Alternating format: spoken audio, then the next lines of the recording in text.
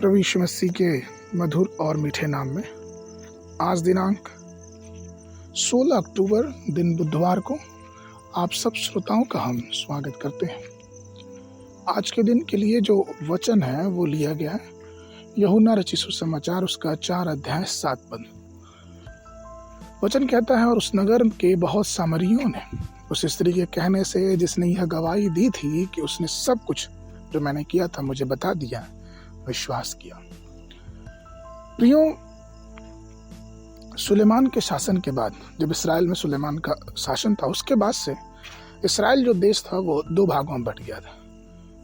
एक जो राज्य था जिसको इसराइल कहते थे, और दूसरा जो राज्य था उसको यहूदा कहते थे।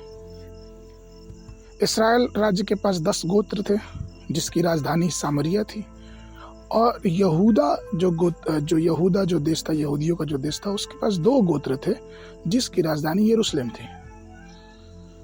राजा आहाब ने सामरिया में कई वेदियां बनाई, और 721 ईसा पूर्व में अशूर के राजा ने सामरिया पर आक्रमण किया और वहां के इसराइलियों को बंदी बना के ले गए। और जब वो बंदी बना के ले गए तो फिर वो जब लौट के आए बहुत वर्षों के बाद, तो उन्होंने वहाँ के अन्य जातियों से मिलजुल के विवाह कर लिया।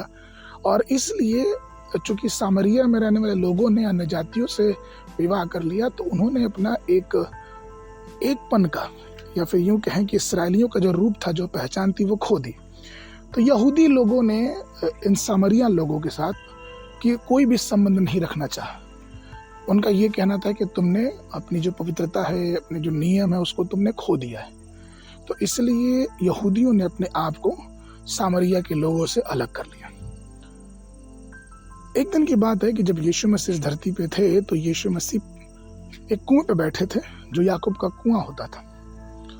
और वहां पे एक स्त्री आई जिससे यीशु मसीह ने पानी मांगा।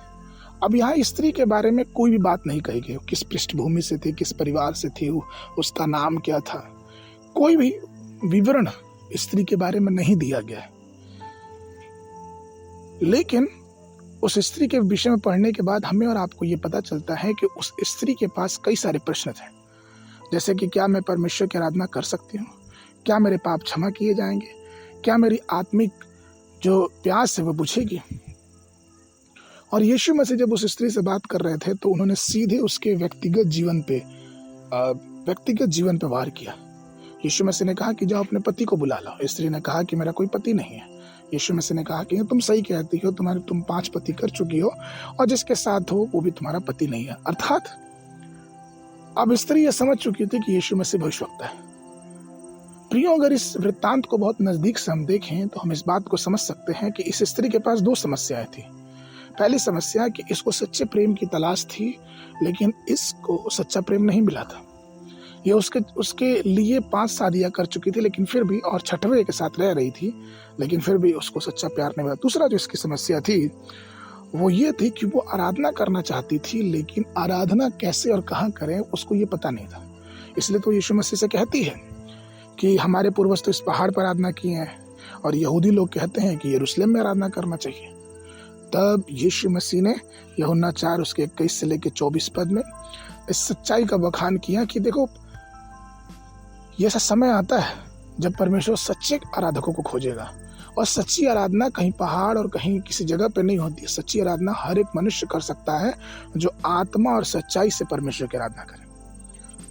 प्रियो, एक बहुत बड़ी राज की बात परमेश्वर ने उसके सामने प्रकट की, और आज भी प्रभु हमसे और आपसे यही चाहता है कि हम किसकी तलाश में हैं। अगर हम परमेश्वर की आराधना करना चाहते हैं तो हमें चाहिए कि हम पूर्ण रूप से आत्मा और सच्चाई से उसकी आराधना करें।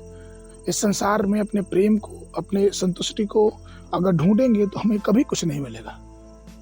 लेकिन अगर आप परमेश्वर में अपनी चीजों को खोजेंगे, जो कलवरी क्रूस पे हमारे लिए मारा गया, उसके पास हमें सब कुछ मिलेगा, क्योंकि उसका नाम ही सब नामों में महान है, और वो हमें अपने प्रेम में सिद्ध करता है। इसलिए आइए परमेश्वर के प्रेम में आगे बढ़ते रहें और परमेश्वर की आराधना सच्चे हृदय से करते रहें। आज के मनन के लिए यूहन्ना की पुस्तक उसका 4 अध्याय 39 पद। और उस नगर के बहुत सामरियों ने उस स्त्री के कहने से जिसने यह गवाही दी थी कि उसने सब कुछ मुझे बता दिया, विश्वास किया। बाइबल अध्ययन के लिए सुबह के समय यशायाह नबी की पुस्तक 47, 48, 49 अध्याय संध्या के समय 1 थिस्सलुनीयों की पत्री उसका 4 अध्याय। परमेश्वर आप सबको आशीष देवे।